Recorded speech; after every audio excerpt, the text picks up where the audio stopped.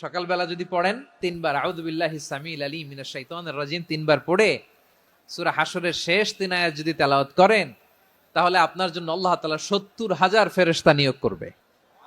সারা দিন তারা আপনার জন্য মাগফিরাতের দোয়া করবে। আর ওই দিন ইন্তেকাল করলে আল্লাহ তাআলা শহীদ হিসেবে আপনাকে কিয়ামতের দিন দাঁড় করাবে। আবার সন্ধ্যাবেলায় যদি পড়েন, সারা রাতের জন্য 70,000 ফেরেশতা মাগফিরাতের দোয়া করবে। ওই রাতে মারা গেলে শাহাদাতের মৃত্যু নসিব হয়ে যাবে। আযকারুস সাবাহি ওয়াল মাসা, সকাল সন্ধ্যার যে জিকির, এই জিকিরের অন্তর্ভুক্ত করে নেবেন এই ওয়াজিফাটা। যে হাদিসটা বর্ণনা করলাম সুনানে তিরমিজির হাদিস, যদিও হাদিসটা সনদের দিক থেকে দাঈফ, কিন্তু মুহাদ্দিসিন ইকরাম বলেছেন যেহেতু এটা ফাজাইলুল আমালের হাদিস, এটা পড়ার ক্ষেত্রে কোনো নিষেধাজ্ঞা নাই, এটা পড়া যাবে। সো সকাল সন্ধ্যা যদি সুযোগ হয় এই ওয়াজিফাটা যেন আমরা পড়ি।